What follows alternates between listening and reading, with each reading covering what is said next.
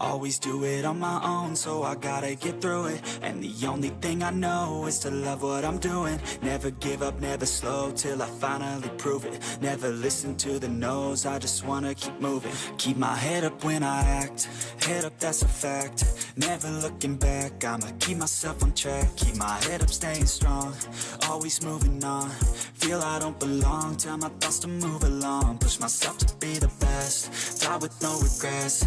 Live with every breath, see my message start to spread. And I had so many dreams, then you hit your teens. Life ain't really what it seems, try to find out what it means. Always do it on my own, so I gotta get through it. And the only thing I know is to love what I'm doing. Never give up, never slow, till I finally prove it. Never listen to the no's, I just wanna keep moving.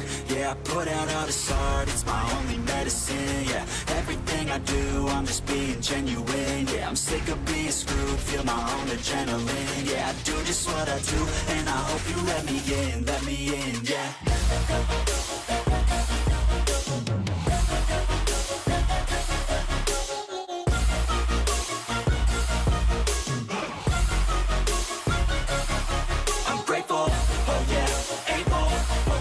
Stable, oh yeah, no label, oh yeah, you know me.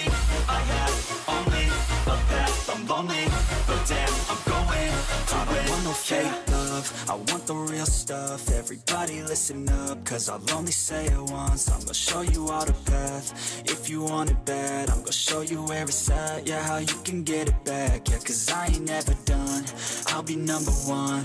Working hella hard until I get just what I want, yeah. Rises like the sun, yeah, fatal like a gun. Shooter's gonna shoot and I'm gonna shoot until I won, yeah. Always do it on my own, so I gotta get through it. And the only thing I know is to love what I'm doing. Never give up, never slow, till I finally prove it. Never listen to the no's, I just wanna keep moving. Yeah, I put out all this art, it's my only medicine. Yeah, everything I do, I'm just being genuine. Yeah, I'm sick of being screwed, feel my own adrenaline. Yeah, I do just what I do, and I hope you let me in, yeah.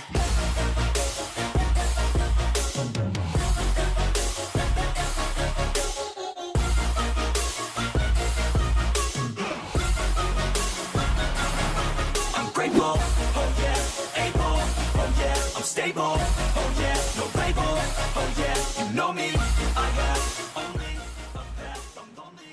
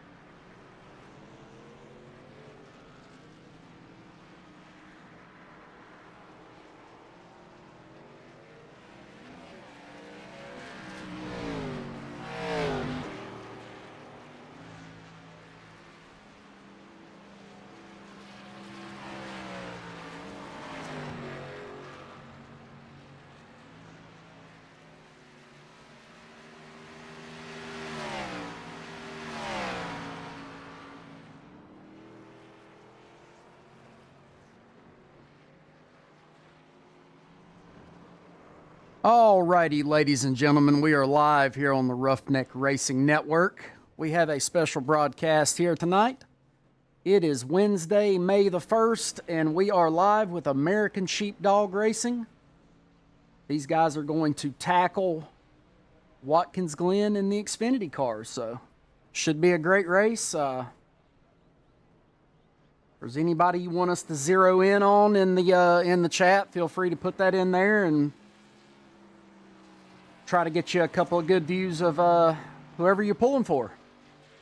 We'll also have Mr. Ricky Evans join us here in a bit. He can, some of the Roughneck viewers, you'll learn a little bit more about Sheepdog and why we have decided to partner with them. It's a great group of guys, great league. So we're looking forward to see what the future brings for Roughneck and American Sheepdog as we build that bond and continue to work together.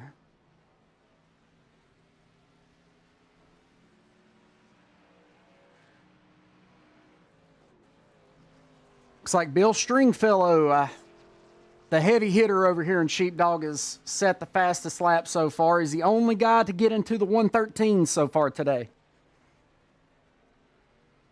I'm pulling for whoever survives, says American Sheepdog Racing League. If it's anything like our races went at the Glen, if you can just make it past that initial start, everything will start to single out. So I guess it all depends on which of these guys are used to road courses and which are don't know what the hell they're doing, basically. Which was me when I first raced at Watkins Glen. All right, these guys have 5 minutes to qualify. While they're qualifying, let's see if this is going to work. And it is! We'll take a look at the race info. As I stated before, we are broadcasting for American Sheepdog Racing tonight, the Check Fire 22 Xfinity Series. This is race number 10 at Watkins Glen.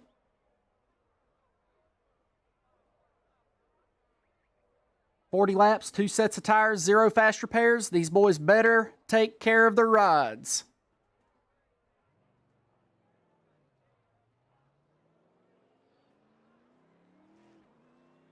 So these guys, if they're going to, I'm not sure how many laps these guys lay down for qualifying.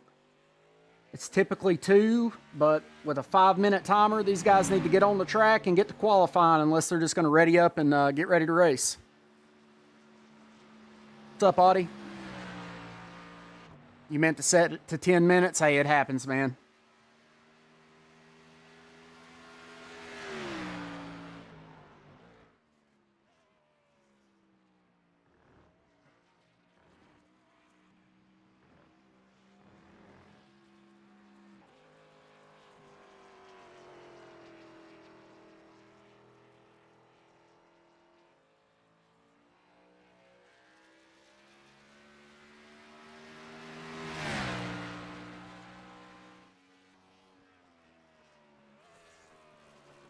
And you know, I need to figure out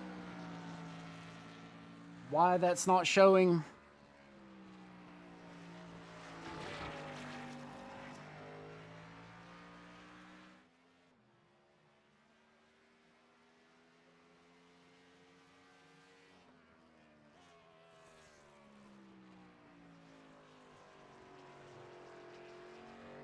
It's not showing me miles per hour. I don't know what got changed. That's technology for you. You don't touch anything and it changes on its own. It's wonderful.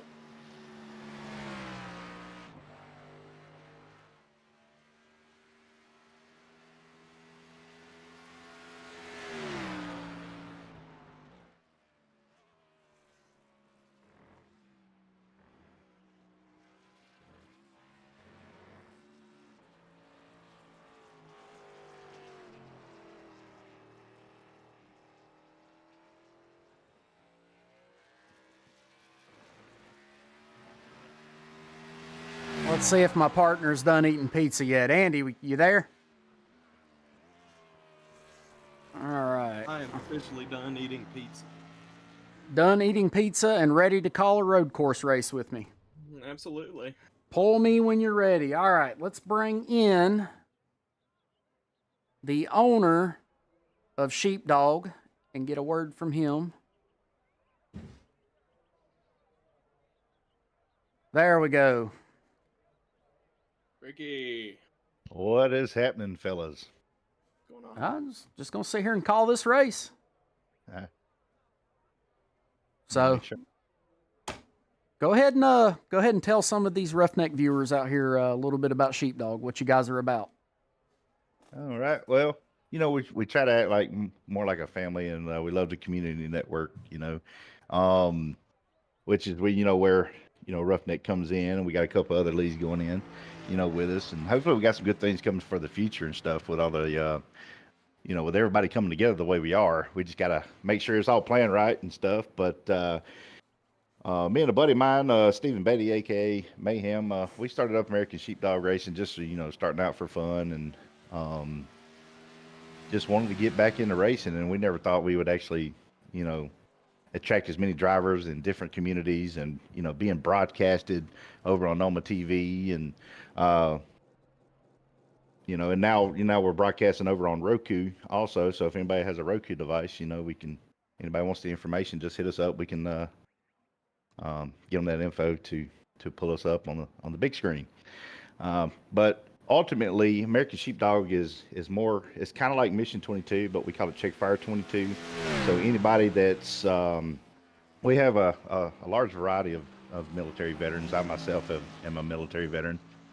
And, we all know what it feels like to try to transition and deal with post-traumatic stress and, things like that. And as we progressed, we decided, it shouldn't just be for veterans. I mean, it should be for any first responders, whether it be firefighters, police officers, and then we were like, that's not enough. So we decided, Check Fire 22 is open up for anybody, because even the average Joe can suffer from post-traumatic stress, dealing with certain things in their life, and it's hard to talk about.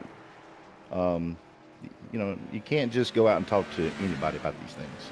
So we're like that shoulder, and don't have to be face to face. Can be kind of like over these headsets and through Discord, or whatever. But we're just there to lend an ear, because a lot of us can relate, and it's hard for some people to talk about it.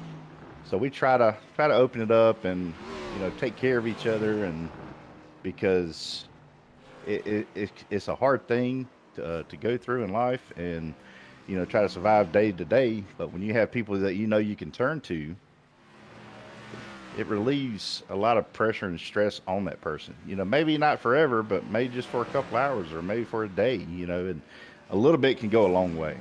And that's pretty much what we're about over at ASDR.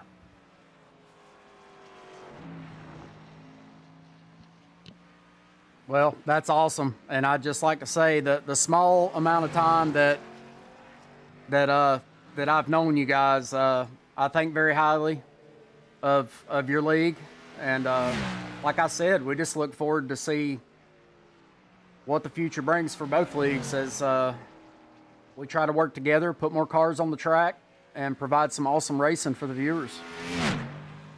Absolutely.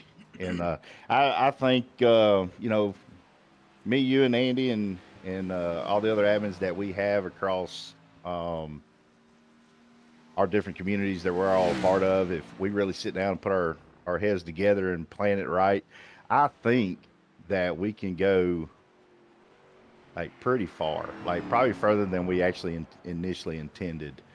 We've got a great group of people, and like people like James Wagner and Jeff Scott, they have been a blessing to ASDR. Some of the two best drivers that we have, and just humble and down to earth. And they introduced me to y'all, and we're just constantly growing. Then we got Renegade coming in. We got Johnny Hurst. Came back to ASDR, and he's wanting to get on this train with us as well. And I'd love to pull him in and just try to see what all we can do. I mean, we've got Cannonball Series kicking off with us as well. We got Mama T's kicking off May 17th They do a lot of charity races. They have for mental awareness. Start kicking off on May 17th for that. And I think that with everybody that we have, there's no telling what we can accomplish together. To be honest, even though it's a racing sim and everything, but everybody's pretty much more family oriented, and that's how we're trying to treat everybody. And of course, family's gonna butt heads. I mean, we're gonna have differences, but nothing we can never find common ground. But if everybody just gets on the same page, we'll eliminate a lot of those chances of I want that car. No, I want to race this car. You go pick another car. Just something like that. Just as long as we all just stay positive and motivated, I think we're good. I agree. It's that old saying, the sky's the limit, and it's pretty factual here because, like you were saying, there's great leadership on my end. There's great leadership on your end. So there's no reason that we can't succeed together. Absolutely. And one thing that's made it easy, too, and is I ain't got to switch cars all the time thanks to Andy Smith over here. Let me have my 14, and it's just but yeah, he's Andy's starting to come over with us too. I think Andy, you've raced a couple races with us already, haven't you? I have. I was gonna do this one, but luckily Tim was doing this, so I got out of it. I don't like the Xfinity cars. I don't have fun in them, so I got lucky tonight. Yeah, I actually prefer. I actually prefer the Xfinity over the Gen 6. It's the Gen 6 car is just not my baby. The next gen is. I wasn't very fond of it in the beginning of season 1, but the next gen car kind of grew on me. And when I first got into these Xfinity cars, they just drove so loose, and I was like, I didn't really like it. But then I learned it, and now I love them. And now the Gen 6 is like the opposite. It's too tight for me, and I can't drive that car as well as I do the others. But of course, I'm not a top 3 competitor. I just try to finish the race, and my goal is top 10 most of the time. But if I hit top 5, that's a bonus for me. And but I really do enjoy these Xfinity cars. How loose they drive sometimes, though. I can honestly say I've probably only ran like 2 races in the Xfinity car. I have it, but I don't run it much. So it's probably a good thing that I'm doing this and not on the track right now. Well, unfortunately, I hate that I'm not part of it. Of course, I'm taking a break right now because I just bought a house and I'm in the process of moving. I don't even have my steering wheel here, so I can only spectate and spot or try to motivate or jump through your Discord channels, just messing with everybody. Right. Now, correct me if I'm wrong. It's Witkowski. Is that correct? Yes. Okay. I'm not trying to butcher names. We already had the Kai Shapart pandemic back then, so I want to make sure I get the names right this time around. Yeah, but Kai actually laughed at that, and he said he'd take it. So. And for everybody out there listening, for the viewers, it's Shapart, Kai Shapart, not Shapart. So I still call him Shapart. Yeah, so who are you looking at here, Ricky? Well, I'm not gonna lie. This is Bill Stringfellow's track, and he laid down a pretty fast lap in practice. But Bill he's a next gen driver.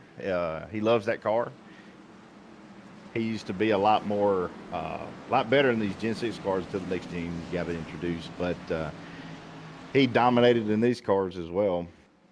And I don't know if he may not even finish this race tonight because he has to go cook. He doesn't really finish the Thursday or Wednesday night series, but he tries to come in and turn some laps with some guys and stuff. But if he drops out of tonight's race, it's probably going to come down to either Blake Witkowski or Brian Hennings. I don't know much about how Rick Baldwin is on these road courses, nor Casey Ellis or Matt Mingall and William Britton, but I do know that Blake and Brian Hennings love Watkins Glen.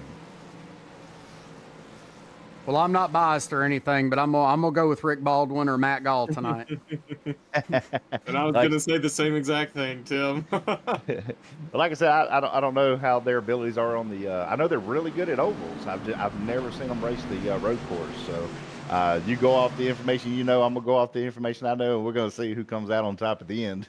You know what? That works. This is a I good mean, way to that's all we learn can each do. other's drivers, also, though.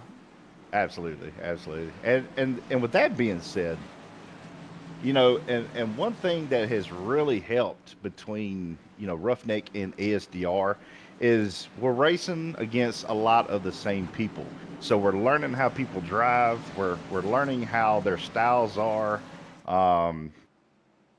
You know, the more you race with everybody, the same people, you will have better races in the end. You know, when you start throwing in new people, which we invite new people. You know, don't get me wrong. I'm not saying we don't want new people, but you know, you always have that occasional new guy coming in. Everybody's kind of nervous they don't know how this person drives, and they're feeling the same thing. You know, they don't know how we drive, so it can be all. Looks like we already got a crash over on the first turn. Looks like We David did. Collins. I'm gonna go back and take a look at And it here and see what Forward happened. fielder, it looked like. Saw Larry Fairman turned around there as well. Yeah, we'll get a good look at it right here. Is that the 99 of Fairman? Fairman no, that's Fiedler, Edward Fiedler. Fiedler. He Yep, went. He goes Fiedler. through the grass and clips the 707 car.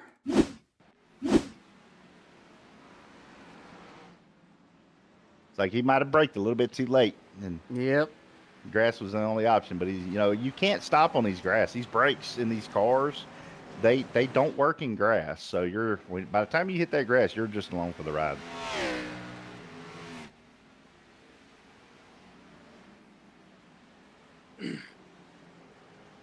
And as I predicted, it looks like we might start getting a little single filed out here. And when that happens, you're just waiting for the guy in front of you to make a mistake. At least that's what I did when I ran here.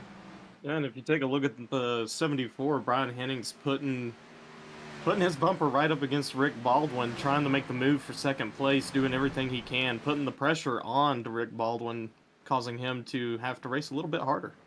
Brian as Hennings he makes goes a by. hard right turn into the wall. Hard hit for the 74 car of Brian Hennings. That's That's a toe Ooh. right there. Yep, that might he have just that towed. might have ended his night.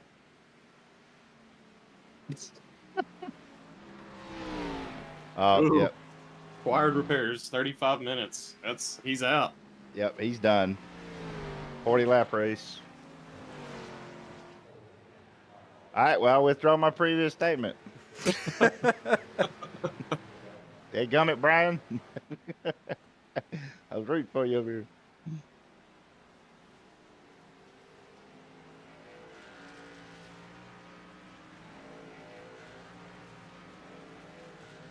Blake Witkowski is your race leader, followed by Rick Baldwin, William Britton, Matt Gall, and Casey Ellis round out your top 5 here at Watkins Glen.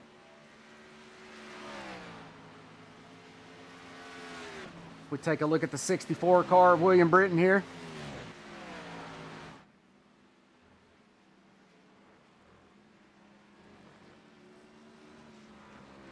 I like that paint scheme. Speed. I started to say, he must partake in some of the finer things in life. Absolutely. I'm Now, I all tell you- for it. I tell you about paint skins. The number one person that gets me almost every week.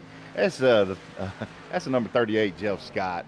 He just kills me with his paint skins, and every week he's got something new, and it just cracks me up. And you know, he raced the VRX World Cup with us, and Watkins Glen, believe it or not, was the only track that I actually survived and made it to the end of the race. And me and Jeff and Dougie were all in the same Discord, and we were communicating, and we just said, you know what, we're just going to take our time, take it slow, and we all actually ended up finishing pretty decent. So I'm imagining Jeff Scott's probably going to run the same strategy in this race.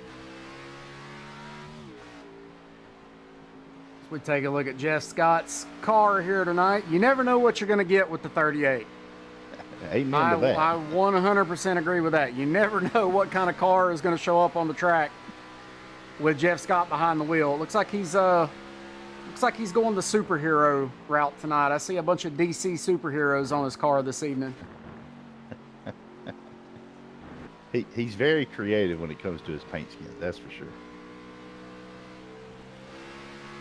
What was the nickname he was given on Noma that one night? Giggity Carl. Giggity Carl, yeah. Giggity Carl. Giggity Carl. And me and Richard Hurst, we actually still call him that,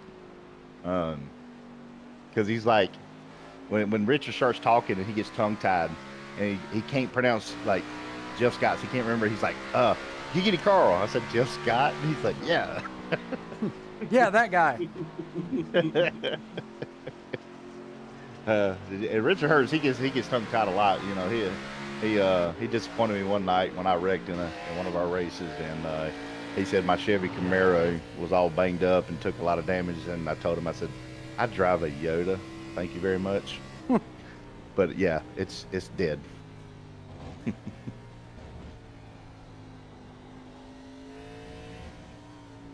And you could see the 83 Stringfellow, you were talking about him earlier. He's trying to make the move currently for 4th place on the 78 of Matthew Gall. Yeah, Bill is very patient. He's going to take his time and not really like make any aggressive moves. And of course, Bill, he's not an aggressive driver at all. He is the type that he's going to push you, but he's also going to give you space, and he's going to race you clean. And here he is looking to put his nose inside the 78, and I believe he has cleared him. Ooh, gets a little bit loose, but hangs on to it. And he does complete that pass. Bill Stringfellow up the position to the number 4 spot now.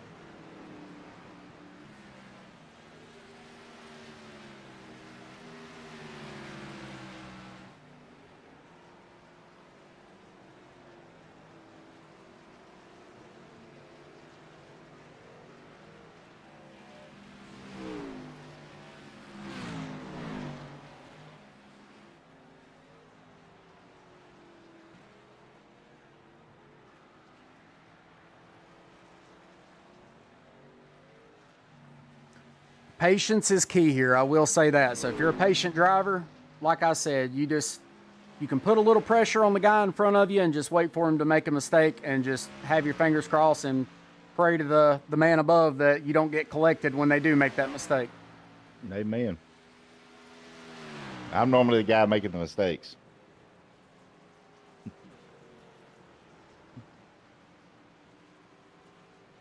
And I wasn't even sure if I was going to put a road course on for this season, but Kai Shapart was he was adamant about, we need one road course. We need one road course. I was like, all right, we'll go to Watkins Glen. Everybody's more familiar with it. He wanted me to go Sonoma, and I said no.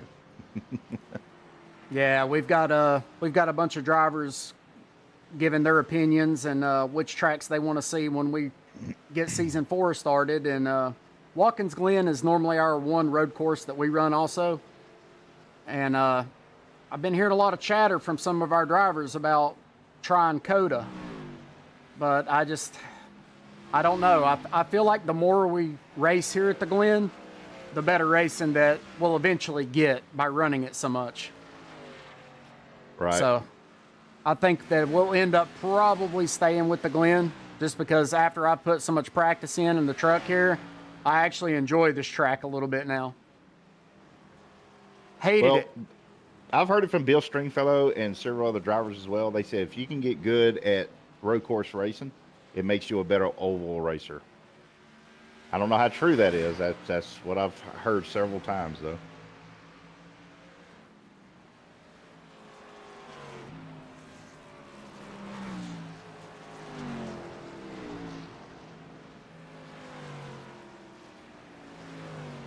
Like Bill Stringfellow's moved up to the 3rd place, passing William Britton a little while ago. And he looks like he's trying to close the gap on old old Rick Baldwin.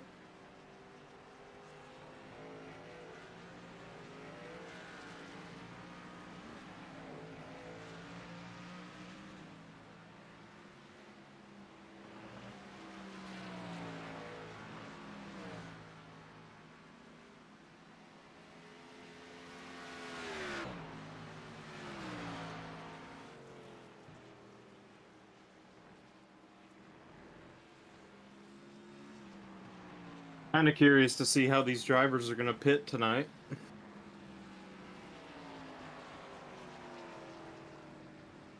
Yeah. Your pit strategy is going to have to be on point, especially since there's no cautions or lucky dogs or anything. It's just kind of you run it, make it to the end. I would imagine, with 40 laps, I did put 100% fuel, so wasn't being too greedy. Just try to give everybody enough fuel and everything, and try to make the long last. But I would probably say if anybody pits, they're going to be pitting between probably lap 20, 22 to 25ish. And if they pit that one time, they should be able to make it all the way to the end. I could be wrong though. And as you see here on the graphic, Bill Stringfellow is actually running faster laps than Rick Baldwin. The last 3 laps, he has been faster. As you see that gap starting to close.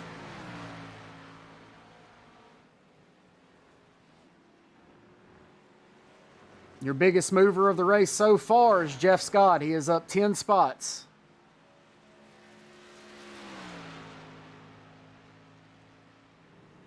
Not gonna lie, I would definitely, excuse me, love to see Jeff Scott get a top 3 finish.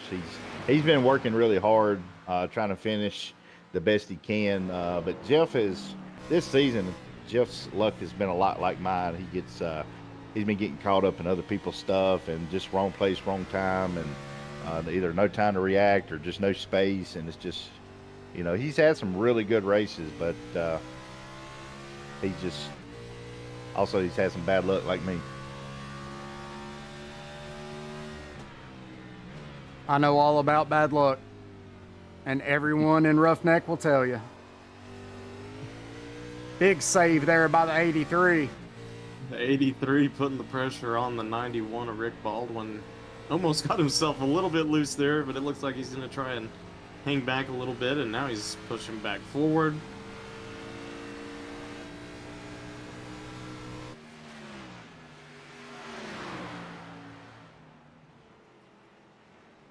I don't think he's going to try to make the move just yet. He's going to be a little bit more patient as they got lap traffic actually in front of him here now.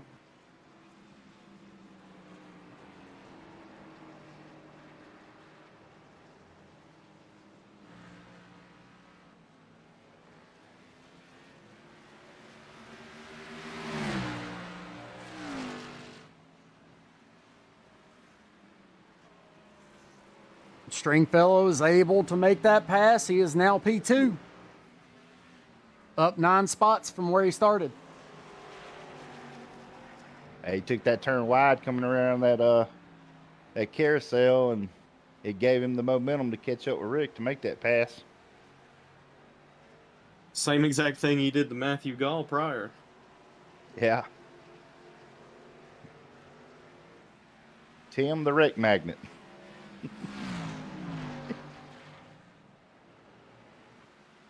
Yeah, unfortunately, yes. That should be my nickname instead of Hollywood. Tim Wreck Magnet Richardson. Well, everybody's always made fun of me and said I had Magnet on my car, so maybe we can do a paint skin and call us the Magnet Brothers. We might as well.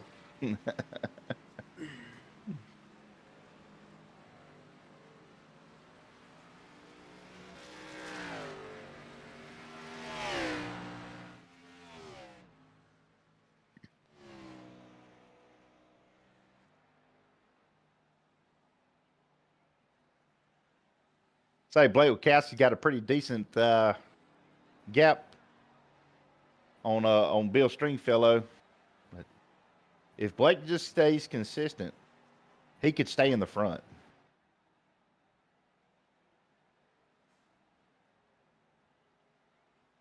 We take a look here high above Watkins Glen. You can see the size of this track. Very unique track.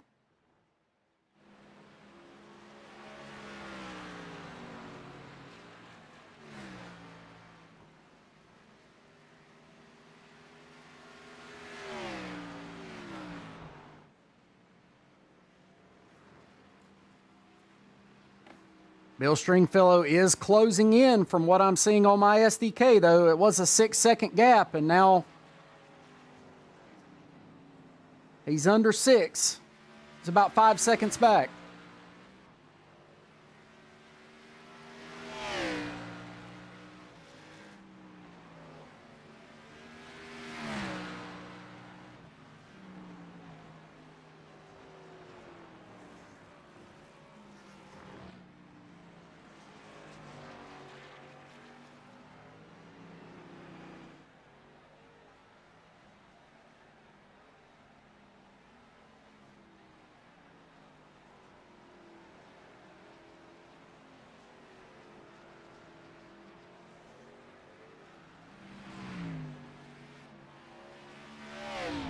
Now, these drivers did have 100% fuel, correct? That's correct. Okay.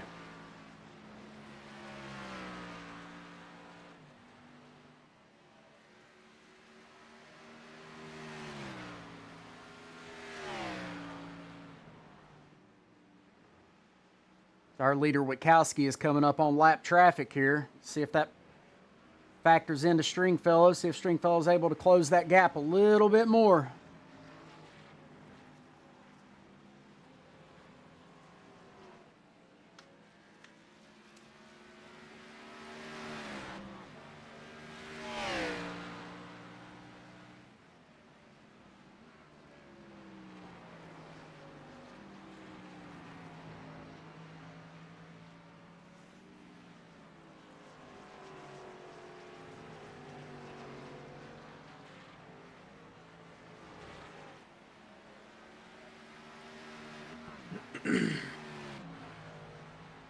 As we hit lap 14 of 40 tonight, Blake Witkowski. It has been the Blake Witkowski show so far.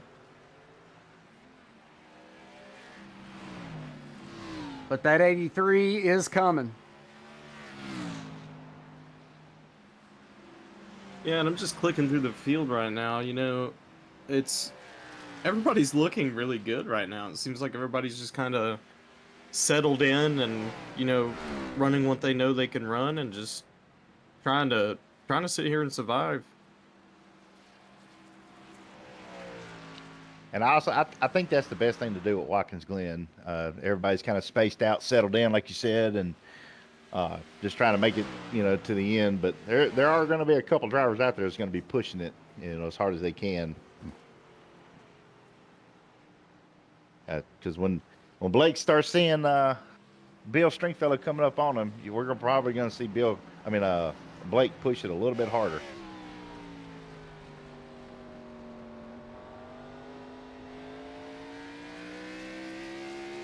Witkowski wouldn't be a Kyle Busch fan, would he? Honestly, I'm not sure. Well, he's running that Rowdy Energy paint scheme. I thought he might have been a Jimmy Pilon fan. Hey.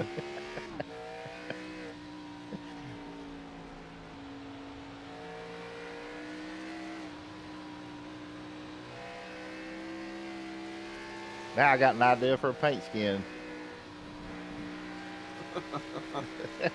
We'll call it the Jimmy Pilon car. Jeff Scott has one of those.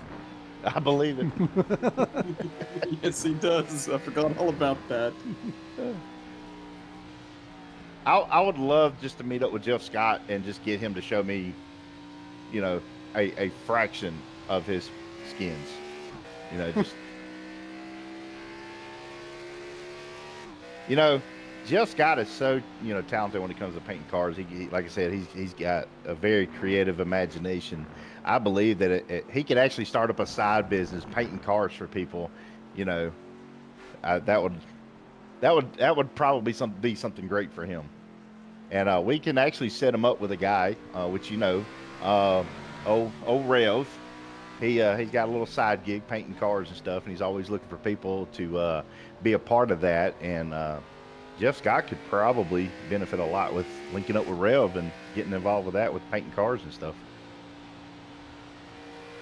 I'm willing to bet that Jeff Scott's trading paints is just pages and pages.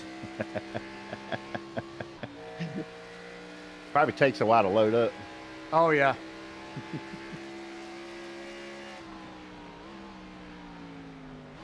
See, Stringfellow had a big gain on Wachowski right there.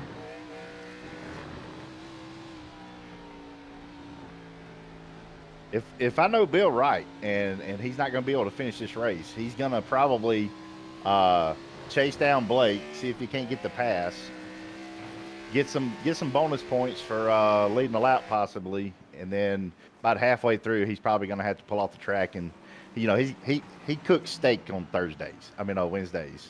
So his wife's got him in the kitchen, so that's why he can't never finish Wednesday night with us. But he comes in and turns some laps with us. Well, I know whose house I'm eating dinner at on Wednesday nights. Oh, I'm telling you. So it's kind of funny because I posted a little funny against Bill last week. He actually lost to Merrick Watchhorn. Merrick Watchhorn, who's the owner of Cannonball iRacing Series, and it was just his first race with ASDR, and he took the win. And Bill was chasing him down, and I was asking Bill in the interview, I was like, "What happened? Like, you didn't chase him down because he finished second place?" And he said, "Man, I was hungry and all I could see was hamburgers." So we were making fun about him to not chase hamburgers. Yeah, I was actually watching that broadcast, and that was a lot of fun watching those two battle. Absolutely. But Bill's loving it. It's no secret. Bill wins a lot of our races at ASDR. But he's also one of those guys that will tell you everything he's doing. He'll share his setup, and he'll even show you his line and teach you and try to help you and stuff. And Bill's won so much with us. He's actually asked me, he's like, "Ricky, do I need to, sit out the next, couple races or something?" I said, "Absolutely not.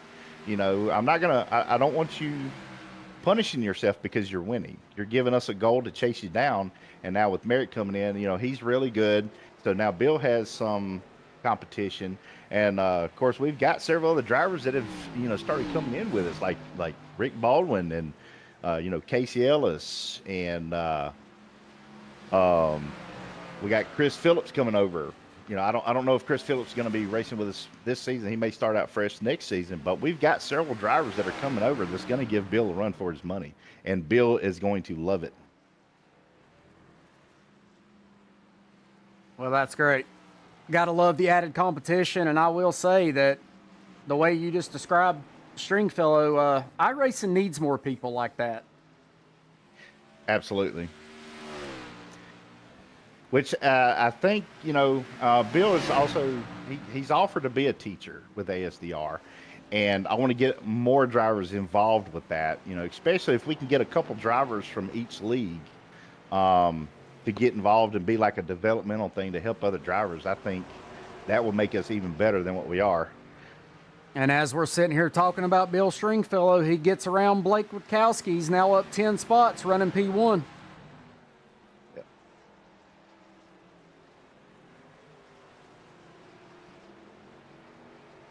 I figured Blake was going to be trying to run a little bit harder when he saw Bill, but he's he either knows that Bill's not going to stay for the rest of the race and he's just buying his time, or he's about to kick it into high gear and chase him back down.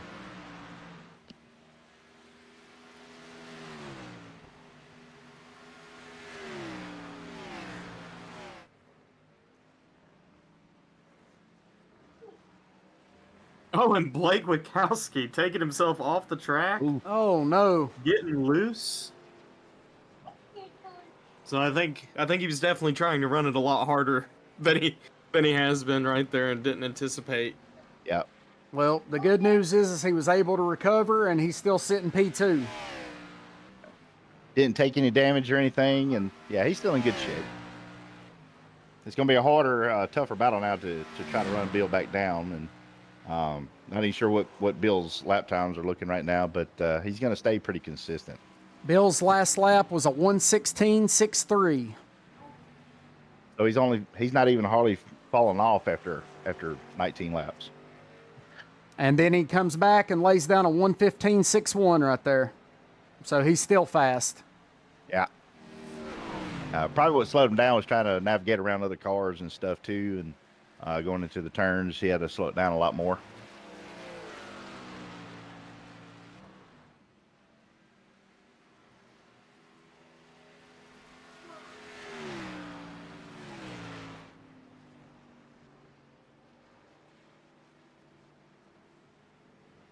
Let's see. The best lap so far was a 1:14.809.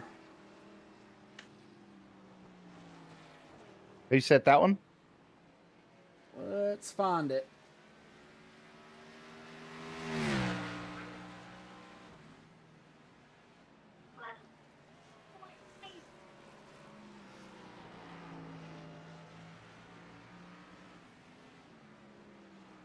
Well, I don't even see it on my SDK, but I am showing that Stringfellow has ran a 1:14.97 is what SDK is showing.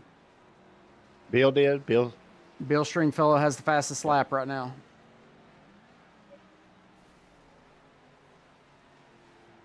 I just heard I don't know if that was just an iRacing thing. Sounded like somebody just blew an engine somewhere. I don't know.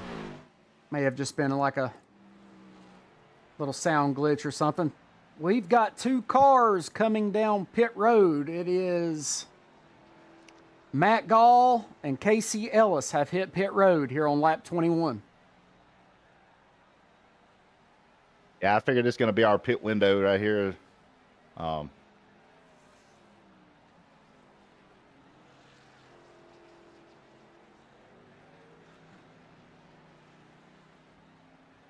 It's like William Britton just separated from the race. We've also lost Chris Hodges. I don't know if they might have took damage and unrecoverable.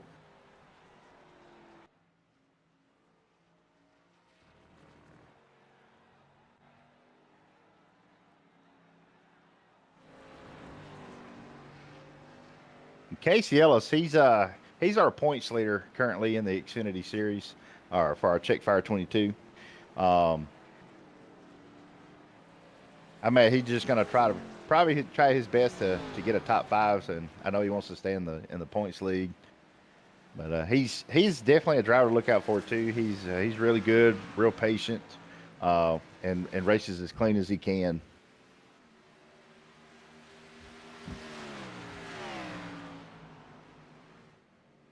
You can always spot him because sometimes I've gotten his car confused with Doug Wagner's a couple times because they have the two brightest cars on the track. You're not kidding. Dougie will blind you. Yes, he will. And they both like that bright pink. Yeah. Well, according to Dougie, what he told me was it's so his dad can find him on the track. That makes sense.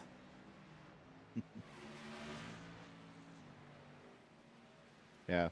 Oh, a big shout out also to Wagner's Welding for, he's helped out a lot. Doug and his dad has helped out a lot with Ruff-Neck Racing sponsoring and everything too. And I've actually talked to Dougie, and we're gonna let his dad sponsor us. Our way of saying thank you for Roughneck people coming over and supporting ASDR. So we're gonna toss up Wagner's Welding sponsor on some races next season at no cost to Doug's dad. Well, that'll be cool. I'm sure he'll appreciate that, and it'll. I know he likes seeing his name on the screen, so he'll be happy about absolutely. it. Well, my thing is right now is convincing Dougie to not let his dad pay. So it's just I want to do it, just my way of saying thank you.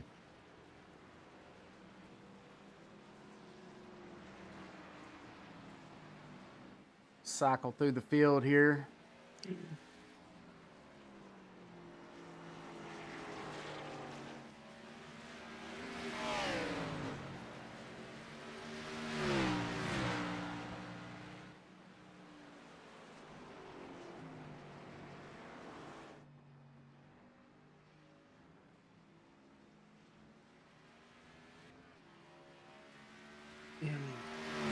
About to see some more drivers pitting. Looks like Rick Baldwin in the 91, currently running third, is going to dive down into the pits.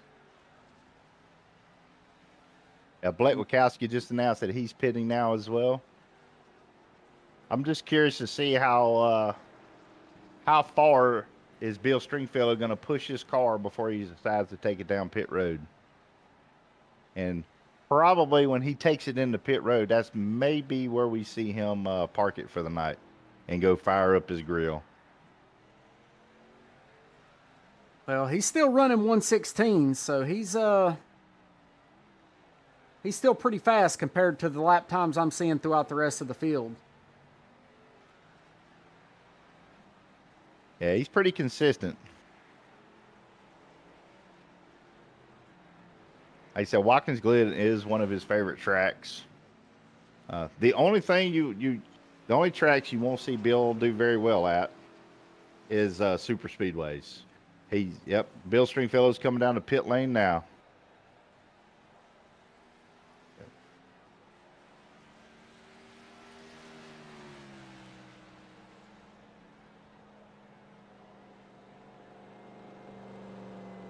It's like he may have a pretty good distance on Blake Wachowski there and Rick Baldwin. I think Blake probably going to be able to come around him.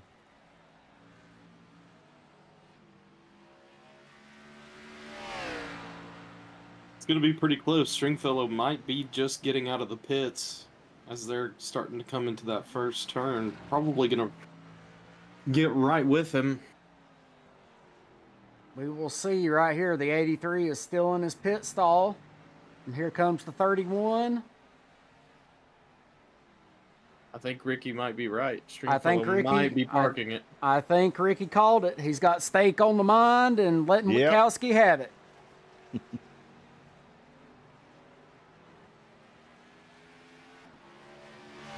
Yeah, we won't see him do that tomorrow night.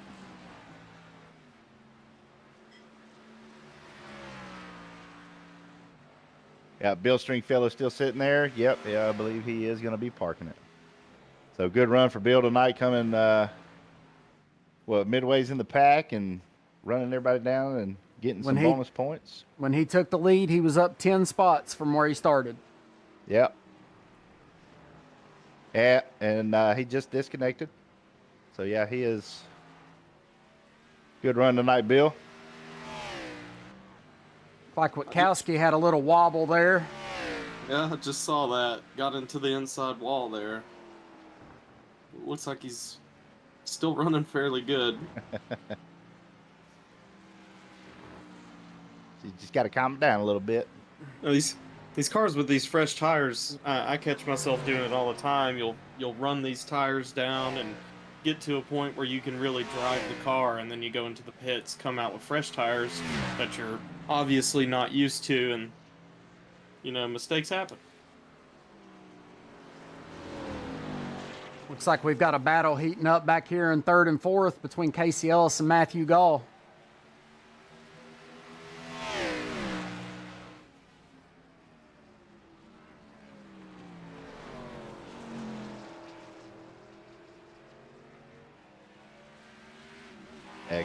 Casey Ellis is definitely going to want that a top 3 finish, but he's going to try to probably push it and run down Rick Baldwin.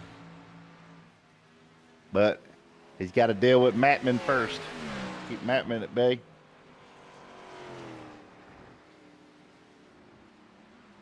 Say Mattman's just got that car rolling smooth. Yeah, Mattman also not being very aggressive. Honestly, sometimes I see him as more of an aggressive driver, and haven't seen that out of him tonight. So he's obviously playing that, more conserved role tonight. Yeah. I think that'll change as we get in towards those closing laps. Yeah, I feel like Watkins Glen is a lot like Pocono in a way. It's more of a rhythm. Once you get in that rhythm, just run your line, and it ain't really about speed. It's just about rhythm and consistency. Absolutely. It's all about hitting your spots and knowing where those braking zones are. I tend to forget a lot. Oh, Like Matt McDowell 78 went threw wide. it wide. Yes. Came That's in gonna a allow little too KCLs to pull hot. away a little bit.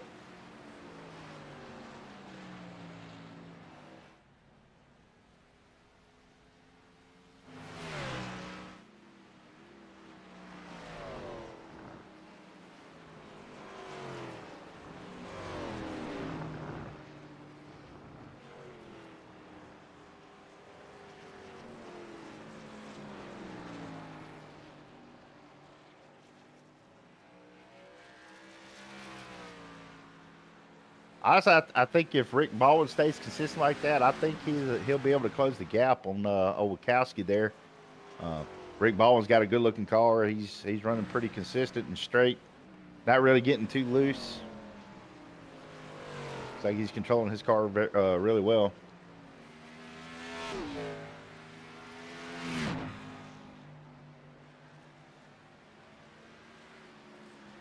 I mean, these guys are absolutely spread out. Blake Witkowski and Rick Baldwin up there in their own lane. Casey Ellis, Matt Mangall, you know, a good distance behind them. And then you go all the way to Jeff Scott from 4th to 5th.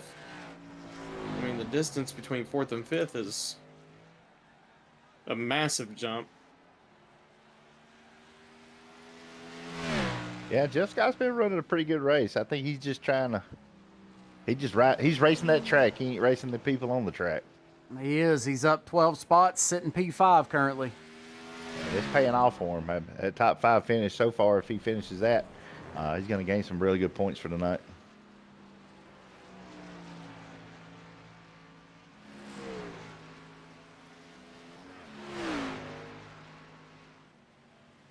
Jeff's definitely come a long way today from when he started practicing earlier till now. I mean, you would have thought he's known the Glen for a while. Like I said, probably remembering that strategy me and him and Dougie had. Just survive. Just survive. That's what we kept telling ourselves.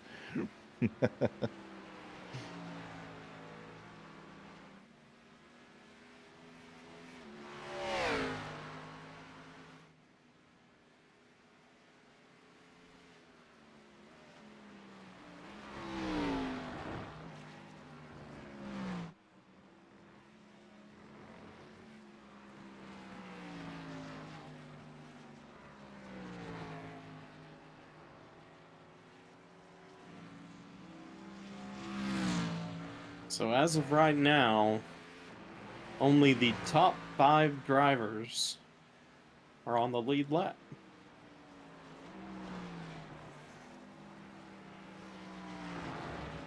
Well, everybody's going to be looking forward to next week. We've got everybody's wanted it, and I threw it on there. So we're going to be going to Old Atlanta.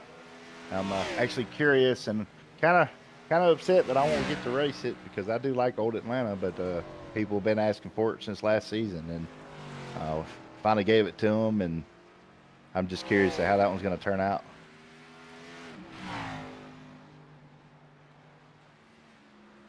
Now that I think of it, I don't think I've ever raced Old Atlanta. I was getting ready to say the exact same thing.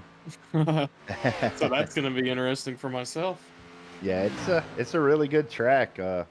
You know, it's nothing like New Atlanta. You know, it's New Atlanta is pretty much nothing but a narrow super speedway, and Old Atlanta, you got to lift a little bit, but it's a fun track.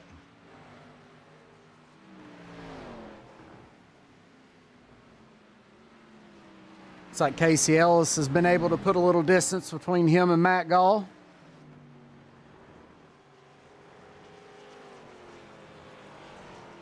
Yeah, I think when Matt took that turn a little bit wide, Casey was able to pull away from him a little bit because Mattman had to slow down a little bit to make sure he didn't lose control. So that cost him a little bit.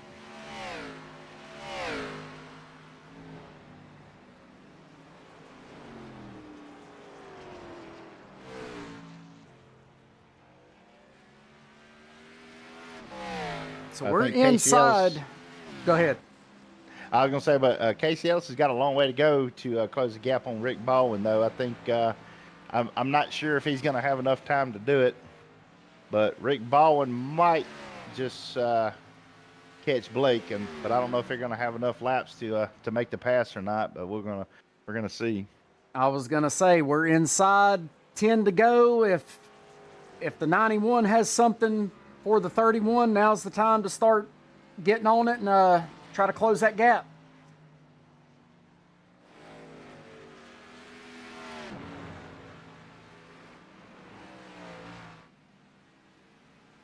Like Josh Kramer is going to be out of the race, manually disconnected. I'm not sure what happened to him. He might have had a little bit too much damage.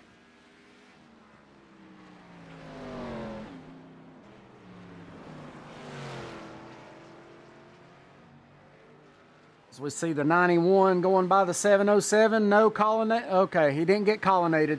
I've heard all about being colonnaded. Oh, yeah. Yeah, we love our colonnador. If you get colonnaded, that just means that you are officially in the family. Okay, so you want to be colonnaded at least once. Sometimes. Okay.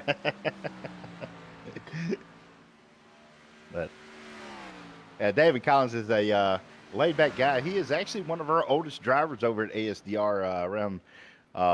He's in his early 70s, and he gets out there every week, and he pushes hard, and he's just a real humble guy, and he's fun to be around. Yeah, we crack on him a lot, and he gives it right back.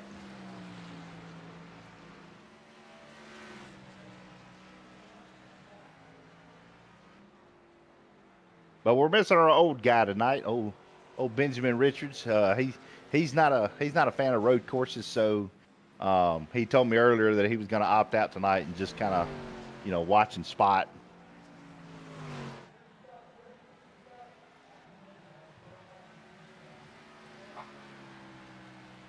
Looks like we got Brian Hennings returning to the track. He must have took all his time and came out to try to gain some points back.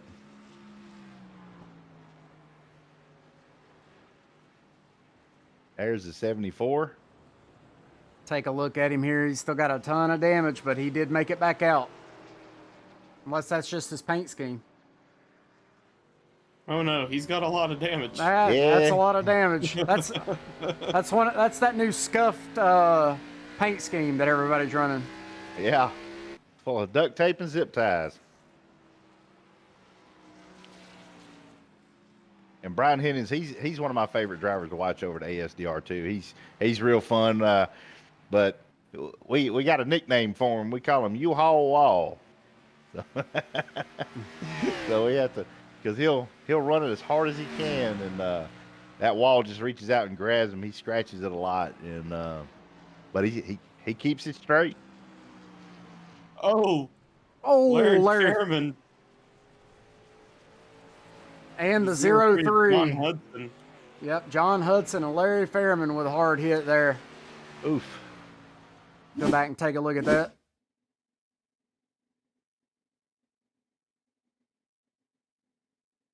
Hey, Larry's kind of scared to move right now. He's like, I don't want to back up and hit nobody. Well, it may not have backed up far enough. SDK, what are you doing?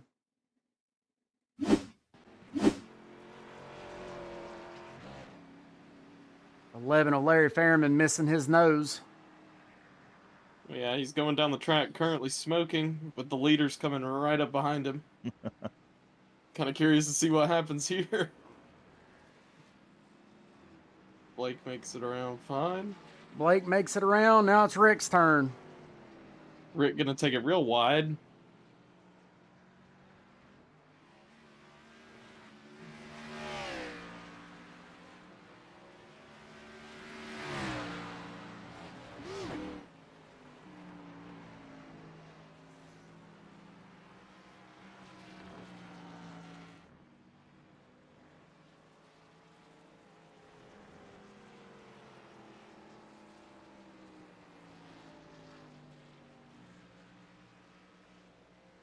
I'm not too sure if Rick Baldwin's going to have enough time to get up and make the pass on Blake Wachowski unless Blake unless he messes up. Larry Fairman has not been able to make it to the pits as his engine has blown. Oh no.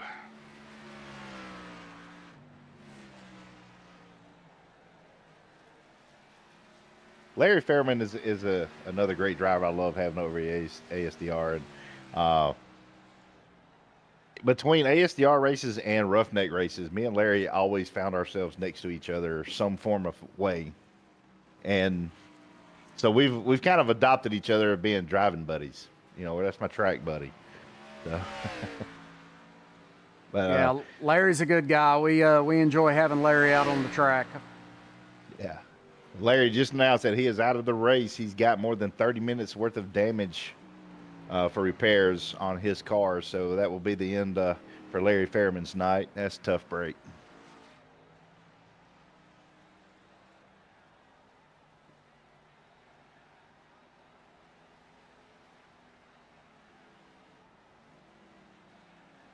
Well, he'll still come away with a top 10 from what I'm seeing. He's currently sitting 10th, so. Yeah. Everybody wrecked and had to tow it home early. Yep.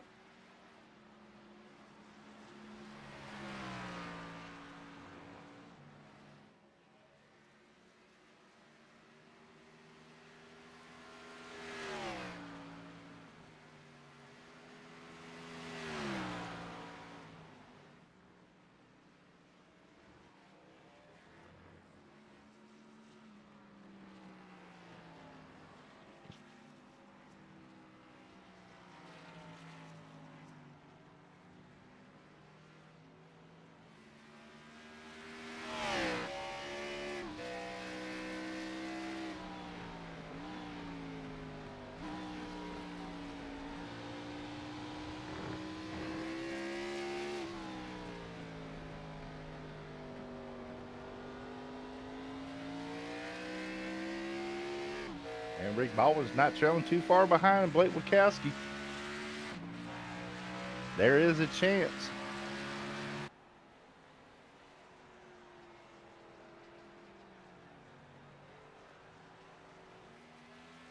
And I think that puts us on lap 37, so that should be, what, about 3 more to go?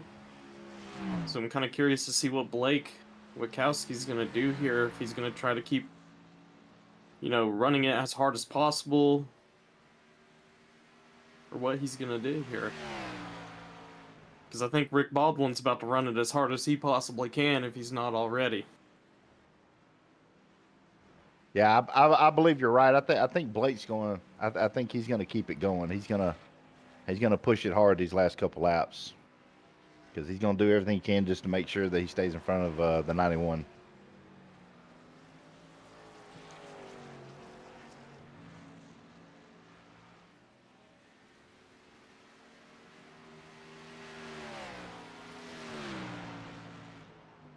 Giggity Carl.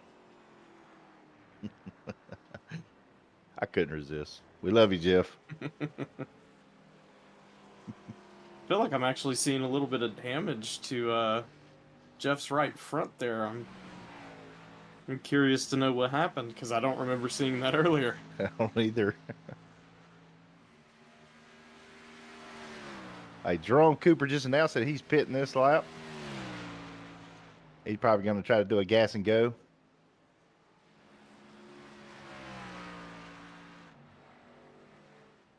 Either that or he hit his hotkey.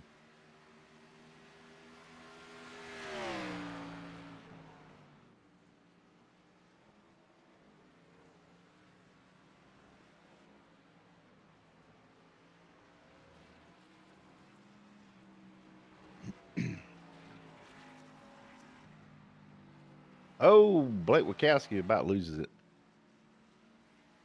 Right there in that bus stop. He, like that back end slid a little bit.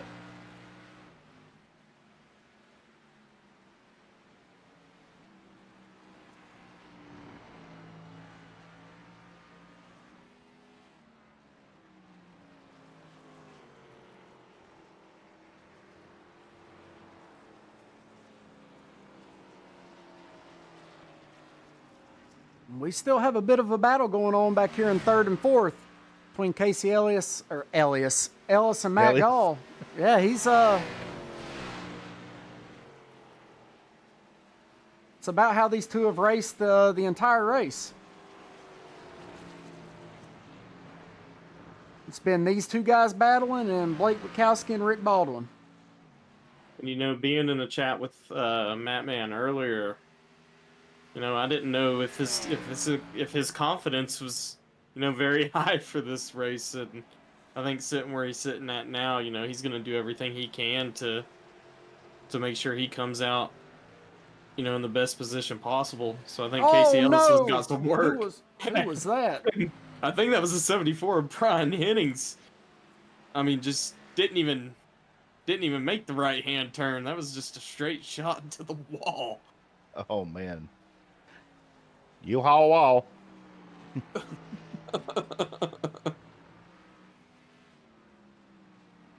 Oof. Blake Witkowski coming on the front stretch to take the white flag. Yep, white flag will wave. We are 1 to go here at Watkins Glen in the American Sheepdog Checkfire 22 Xfinity Series.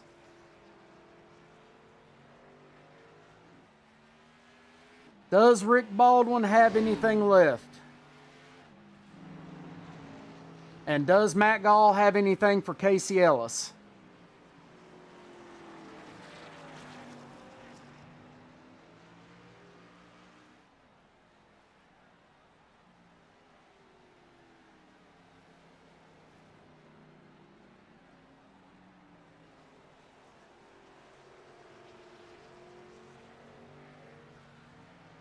Ooh, Matt Gall getting a little sideways there.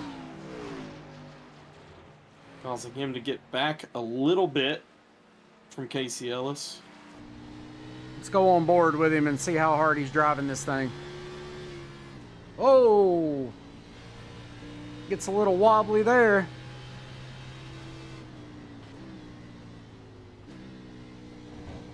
I think Matt Man's absolutely running his car as hard as he possibly can right now, trying to get caught up to Casey Ellis.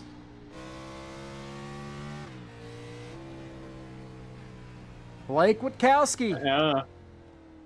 There goes Matt Man Gall, getting a little sideways into the inside wall, causing him to slow down. So I think we'll be seeing him finish in that 4th position. Blake Witkowski winning the race with Rick Baldwin there in 2nd. That was a good race. That was actually extremely fun to watch.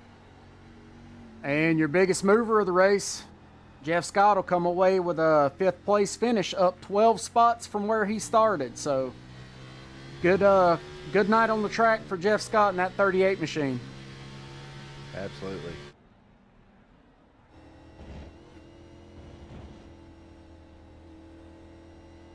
Ricky, I'll leave that up to you. If you want to interview your guys, we can jump over to your Discord and you can do interviews, or we can just, I'll leave that up to you. Yeah, we can. All right, I'll just join in on you and we'll let you ask all the questions since it's your league. Righty. All right, we'll jump over there to the broadcast booth.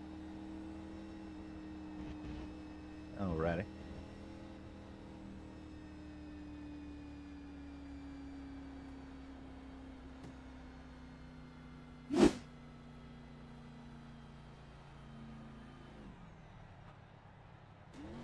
And before we do those driver interviews, here is your feature results, the final grid here. Blake Witkowski comes away with the win here at Watkins Glen. Rick Baldwin in 2nd. Casey Ellis in 3rd. Matthew Gall in 4th. Jeff Scott in 5th. Edward Fiedler in 6th. Greg Pillar in 7th. Jerome Cooper in 8th. John Hudson in 9th. Larry Fairman in 10th. Josh Kramer in 11th. Bill Stringfellow was leading laps earlier in the race, but the grill and the steak was a calling, so he will finish P12. William Britton, 13th. Dave Collins Sr., 14th. Brian Hennings, 15th. Christopher Hodges, 16th. And that'll do it for the drivers that were active tonight. So let's go over to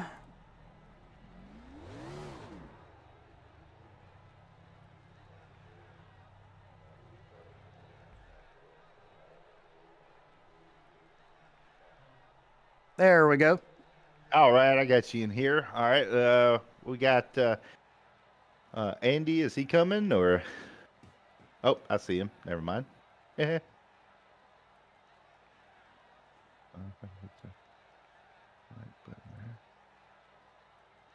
There we go. All right, here we go. Here we go. All right. Well, Casey Ellis got third place. We'll go ahead and pull him up. And let me make sure I got my stuff here. Here we go. All righty.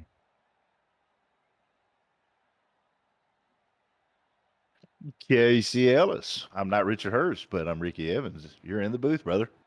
Well, hey there. How are you? Good. How you feel about that third place finish, man? Very unexpected. That I'm usually trash on road courses. This is my favorite track, but like I'm usually like hot garbage, and I don't know what to think. I am absolutely gutted for Brian Hennings. I was hoping to battle the heck out of him, and I've been having a lot of fun. And I know he's a little down in the dumps now, but dude, I'm so gutted for him. I don't even know what to say.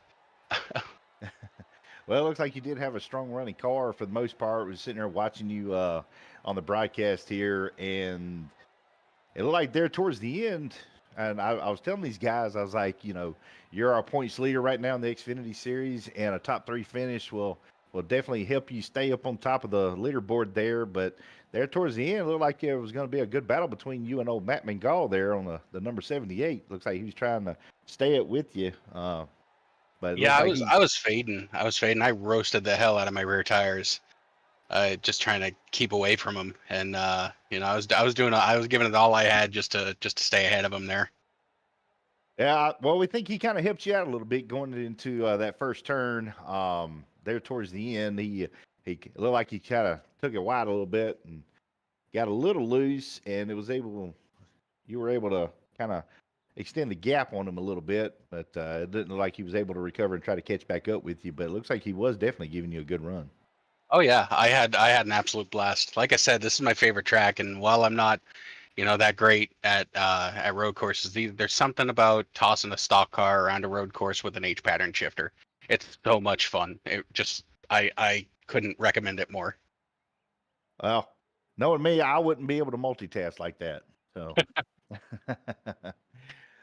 well, we definitely congratulate you on the third place finish, man. We'll definitely be checking out those point standings here shortly, and I believe you'll still probably be on top. But you're no stranger to the podium, like Richard said, and you can give all the shout outs you want, brother. Oh yeah. Hey, everybody in the booth, you guys are fantastic. ASDR for the amazing fun league to participate in. Brian Hennings for being such an amazing competitor. Everybody out here, we got a really, really good group of people here. That's just like stand up individuals. I can't even think. People take responsibility if they make a mistake. There's no name calling. There's no anything. It's not toxic in any way, shape, or form. And I love that. Thanks to my teammate Greg. Pretty much everybody that is my friend that I can't think of, and I'm so bad at interviews. What do I do with my hands?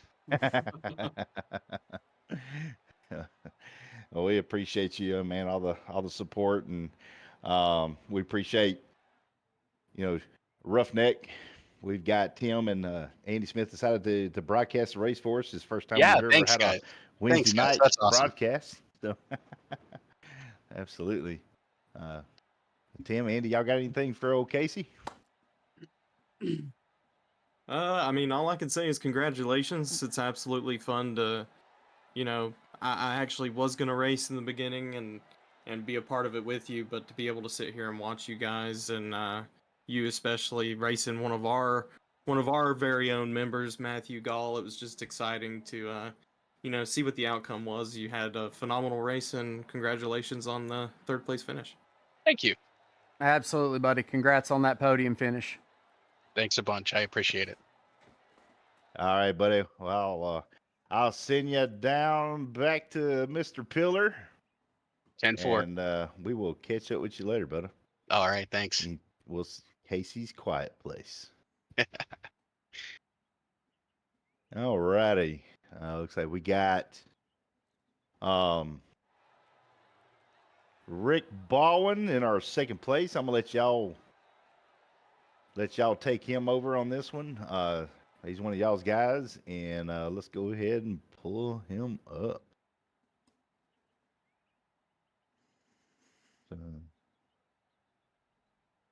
Rick Baldwin, you're on the broadcast booth, man. How was your race? It was a lonely race. It's kind of a class of my own, I think there.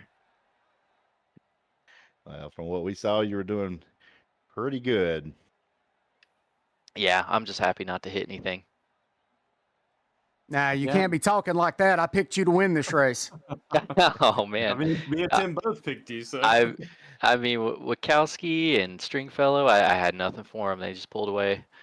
I let Stringfellow by, honestly. He just came out of nowhere. If you catch me like that, I can't fight you.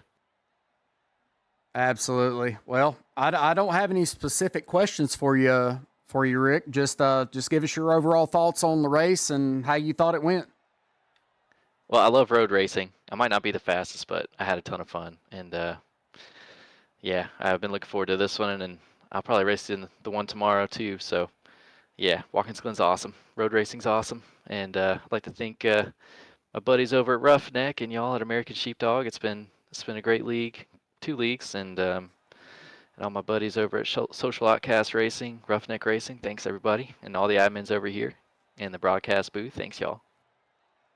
Oh, we enjoyed definitely having you, Rick. One thing I was curious about, because I was watching you and Blake right there with the last 5. I was actually convinced. I believe you might have had enough time for a little while to maybe run down Blake Wachowski. But when we got around 5, I didn't think you might have enough laps left in you to actually run him down and make a pass for the win. But we were actually curious, like, those last couple laps, how hard were you running that car?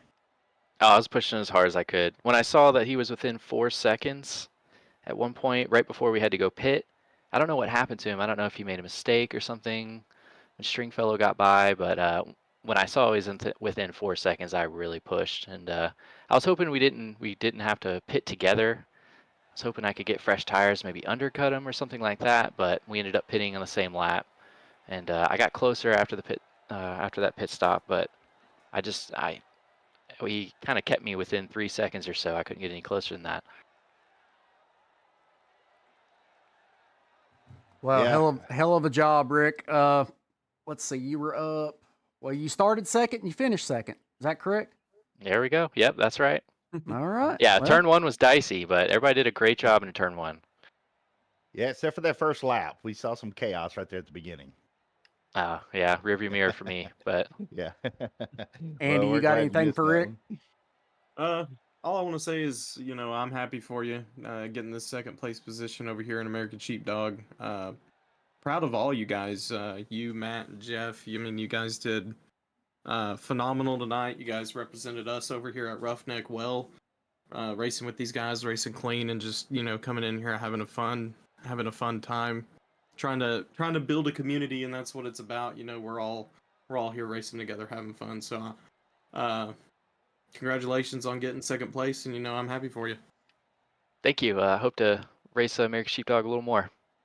Absolutely. absolutely, man. If you want to give any shout outs, the floor is yours, sir. Shout out my friends and family watching, and Social Outcast Racing, Roughneck Racing, American Sheepdog, all y'all in the booth. Thank you so much. Yes, Absolutely, sir. brother. We We appreciate having you, man.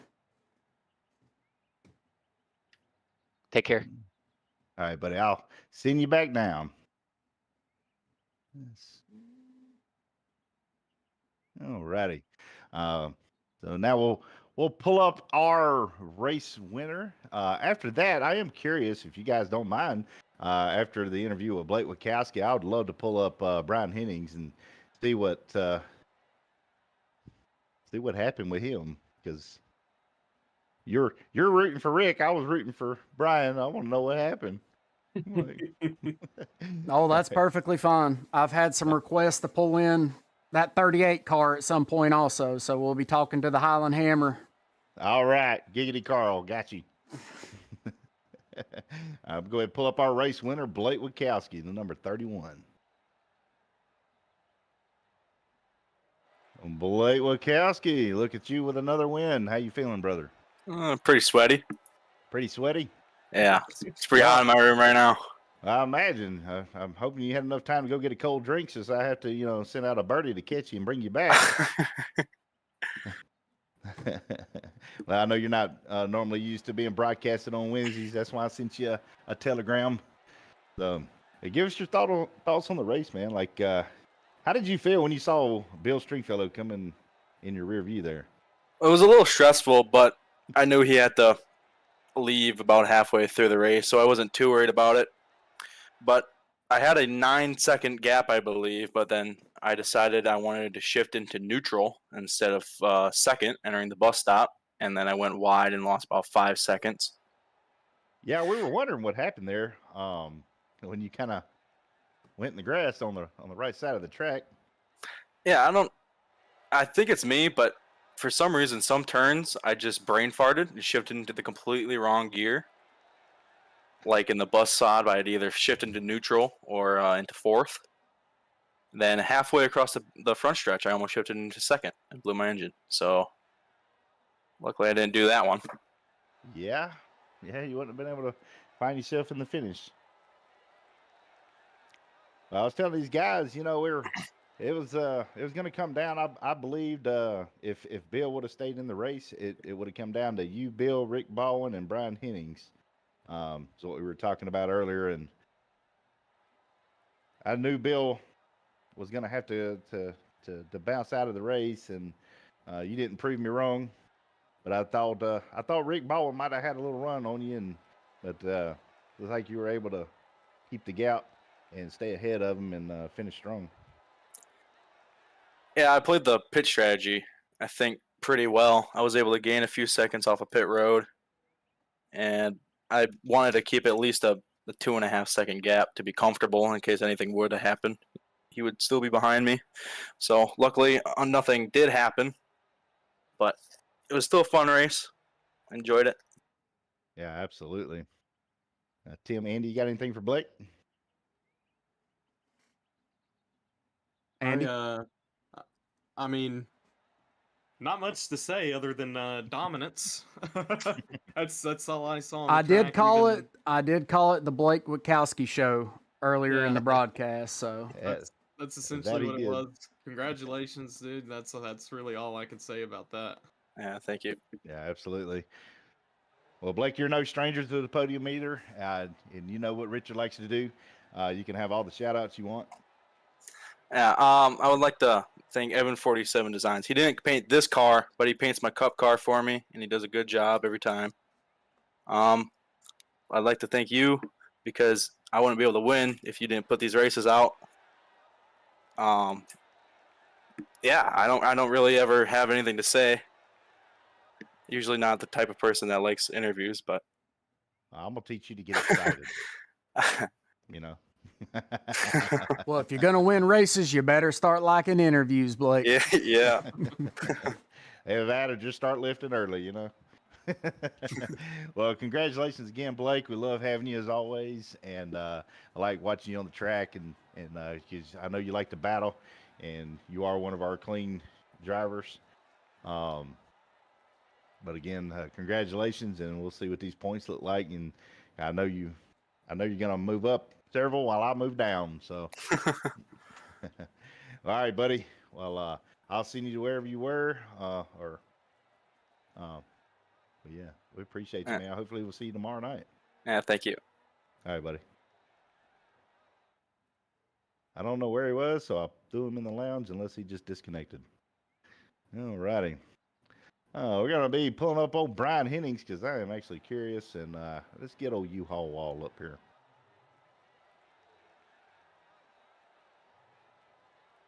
Brian U-Haul Wall Hennings. So, What's up, everyone? oh, look, what happened at the beginning of the race? I went back and watched a little bit of the broadcast right there just to watch myself, crash myself. as he called out, I was getting close to Rick and kind of just didn't really see my braking spot and started braking too hard and popped the clutch and it just sent me to the right and hit the wall and that's all she wrote. I was pretty adamant at the start of the race. Hollywood was asking me about who was going to boil down in this race, and your name was at one of the top of my list because I've raced with you several times on this track in different cars, and as far as I can remember, you've won just about every one of them, and so I had to throw your name in for the at least the top three, and then when I seen you hit the wall, I just looked down. Yeah, thank you. Appreciate that. Yeah, I kind of figured Bill might drop out once he did.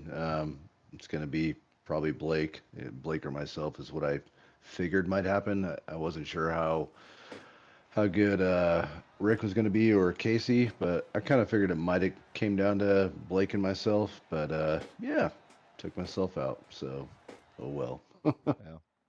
Well, you were one of the few cars that got into incidents, took your repairs, and came back out, and so I appreciate you coming back out and finishing the race and everything. That's true support. But as always, man, I love seeing you out there on the track, and I just wish this one would have went a little bit better for you. And but I know tomorrow night you're going to be going in with a different mindset. Absolutely. And yeah, thanks. I got one more position because Hodges dropped out, so I passed Hodges, so I didn't get dead last. So thank you, Hodges. And yes, definitely hoping for a better night tomorrow night. Yeah. Yeah, well, tomorrow night you're going to have to be facing the full race against Bill, and Yeah. I'm pretty sure we might have a few more cars tomorrow night, and we're getting some. We've got some new drivers that are joining the season late, and all that. So it's I'm curious to see how tomorrow night's going to actually turn out.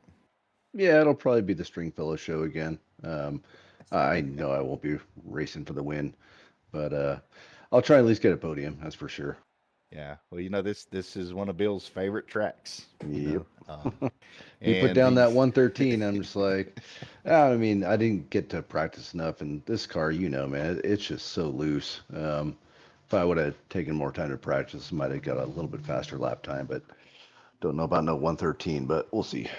Yeah, look, I can't never find a 113, so if I ever did that, I'd probably fall out of my chair. Didn't he and say then I he wouldn't did remember how I did it. Didn't he say he did a 111 in Gen 6? 109. Even better. Yeah. Guess better start practicing. Yep. All right, buddy. Well, we appreciate having you, man. We were just curious on what happened there, and as always, man, I appreciate you, and we love having you.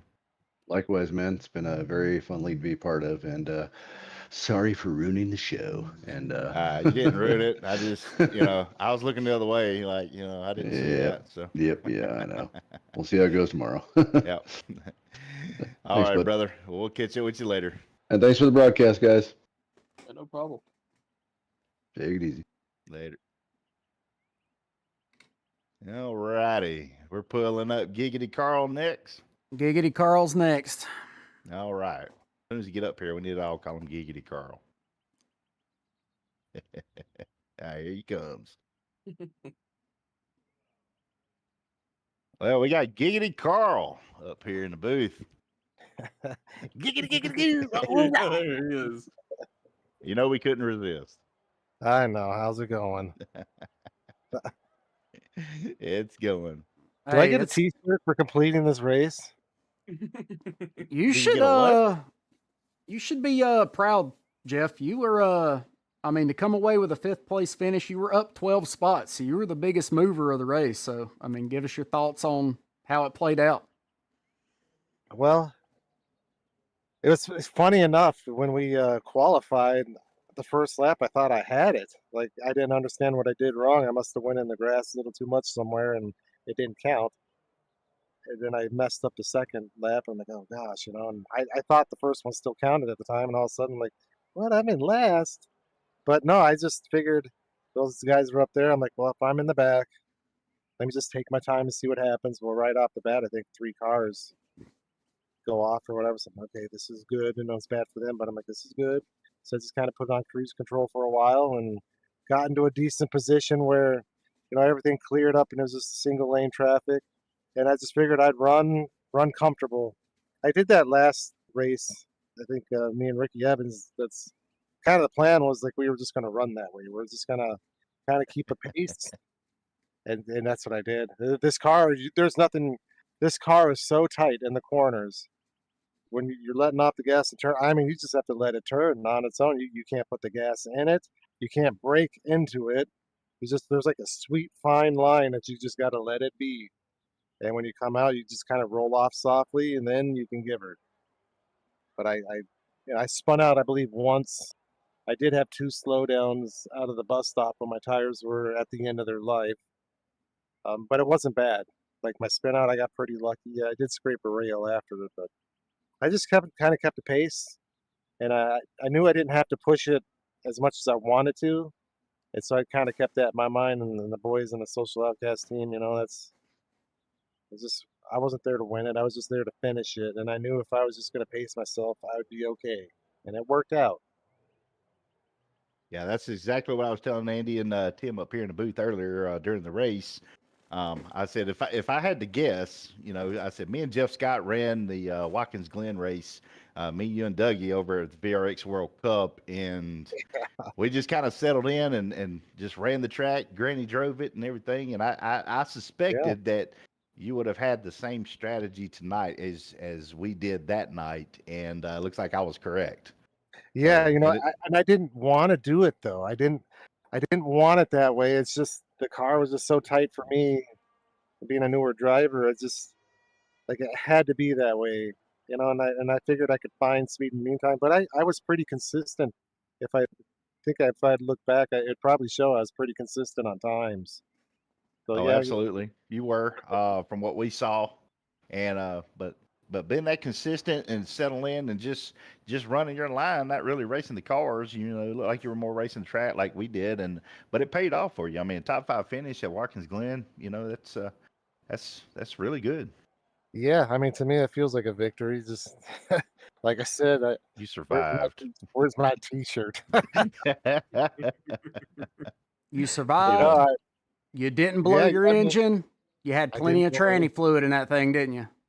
I did. Maybe it was the car. The superheroes kept me safe. I don't know. yeah, we had to comment on your paint skin too, because I was telling these guys, every race Jeff Scott has a different paint skin, and I'm always curious to see what's next. So, Sometimes do we get afraid. a hint of what we're going to see on the Gen 6 car tomorrow night? Have you cooked up something new for tomorrow night's race? I don't think I have a plan, but I think today was boot camp, and hopefully I graduated, and that tomorrow might be a little different story. I think there's gonna be a lot more people out there. Um, Bill Stringfellow was in there. He was really fast tonight, and I don't know what happened to him. If he got in a wreck or if he No, maybe was no, pits no. or something. Bill, he comes out and runs laps with y'all, with us on Wednesday night, and he can't never stay for the full race because that's his night. His wife makes him fire up the grill and cook. So tonight was steak night. Last week he was chasing down hamburgers when he was chasing after American. Last Thursday he was hungry, lost the race because of it, but he he had to go fire up the grill and cook some steaks tonight. So. The boy Um, was fast. Oh yeah, he'll be returning tomorrow night in the Gen 6 car, and he's always loved that combination, the track and that car. So I'm pretty sure we'll see him, up in the front. Oh yeah, I'm sure of that.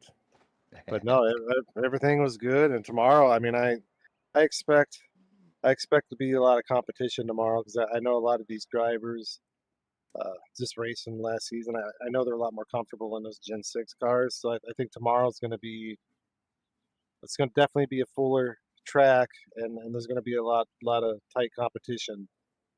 And where to find myself, I don't know, but I'll be in there somewhere. Just try to survive like you did tonight. That's right. I got to have that mentality again. That's going to be hard. Absolutely. But Well, no, as it always, was Jeff, fun. man, we love having you, brother. We appreciate all Yeah. the support over here. Hey, well, thank you guys for having me. And before I leave, though, I do want to thank James Wagner's Welding. and you guys there at the Sheepdog. You know, you put on these races and make it fun, and you got a good group of guys here, and I like it. It's another home. So, thank you guys and Oh, yeah. Ruff-Neck team for broadcasting tonight. That's amazing. Yeah, So, it's our first time in ASDR. You know, since we started this thing, this is the first time we've ever actually broadcasted a Wednesday night series. that's awesome. Yeah, these Xfinity cars are a blast, man. It's like driving a really fast boat. But oh man, they're crazy. They are crazy, but they are fun. Yeah, souped up mink coat on the back. Oh my gosh. But yes. So you guys, thank you very much for having me. And I always say when it's a little too slippery, you need a little cool whip, Brian. Absolutely. Guys, take care. Thank you. All right, buddy. Well, I'll send you back down. All right. Just a reminder, real quick, Tim, Andy, for the broadcast. Just a reminder before we close out. We've got Mama T's Racing League start kicking off on May 17th for mental awareness. So if anybody is looking forward to get involved in that, hit myself up or anybody in ASDR and Roughneck, and if anybody's interested in getting involved in racing all that, we can definitely get you in. But that'll be May 17th for mental awareness. So we appreciate everybody. Absolutely. We look forward to Mama T kicking off her series.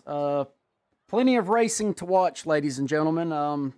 If I have this correct, with all of us working together, it's looking like Roughneck on Mondays, possibly Sheepdog or Renegade Racing on Tuesdays, Roughneck on Wednesdays, Sheepdog on Thursdays, and Mama T on Fridays. So there'll be plenty of racing for everyone. Literally a race every night of the week. Yep. So we'd love to have everybody come out and participate in all three leagues and put on some good, clean racing for the viewers. Absolutely. Andy, you got anything to close? I mean, kind of to just add on to what you said, we're going to have a lot of racing coming up, and, with the next season coming up in Roughneck, we had the Dirt Series that we were streaming and broadcasting on this channel here. We're really excited that that's, getting rearranged and fixed. We've already got pro licensed drivers actually added into the league that are potentially going to be racing with us. So, just even in the Dirt Series alone, there's going to be a ton of racing and things are going to be good, and we're going to be all over the place with everybody, and we're all just going to be one big happy family and going to have a ton of fun. So, look forward to the future here. It's going to get crazy. Absolutely, and look for more broadcasters out there too. We're going to have Richard Hurst broadcasting.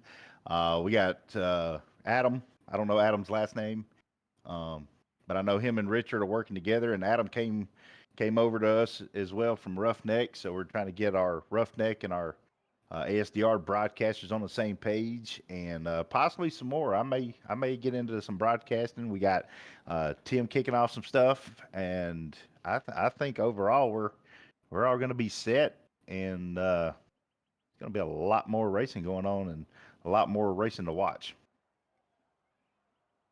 And we look forward to it, absolutely.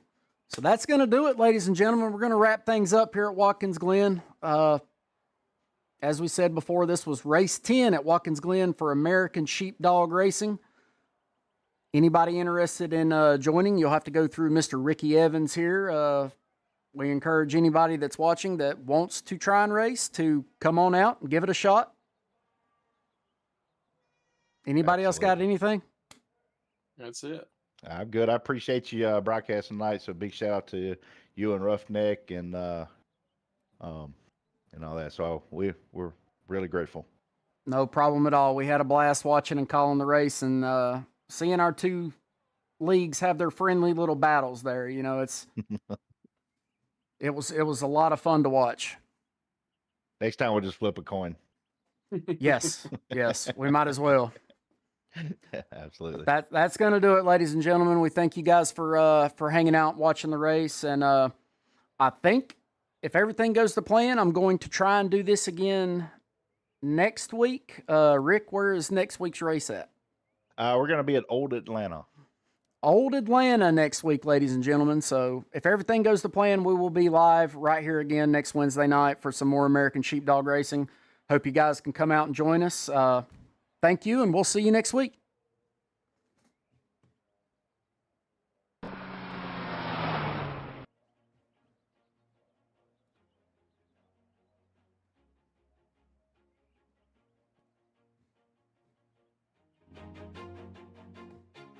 Always do it on my own, so I gotta get through it. And the only thing I know is to love what I'm doing. Never give up, never slow, till I finally prove it. Never listen to the no's, I just wanna keep moving. Keep my head up when I act, head up, that's a fact. Never looking back, I'ma keep myself on track. Keep my head up, staying strong, always moving on. Feel I don't belong, tell my thoughts to move along. Push myself to be the best, die with no regrets. Live with every breath, see my message start to spread. And I had so many dreams, then you hit your teens. Life ain't really what it seems, try to find out what it means. Always do it on my own, so I gotta get through it. And the only thing I know is to love what I'm doing. Never give up, never slow, till I finally prove it. Never listen to the no's, I just wanna keep moving. Yeah, I put out all this art, it's my only medicine. Yeah, everything I do, I'm just being genuine. Yeah, I'm sick of being screwed, feel my own adrenaline. Yeah, I do just what I do, and I hope you let me in, yeah.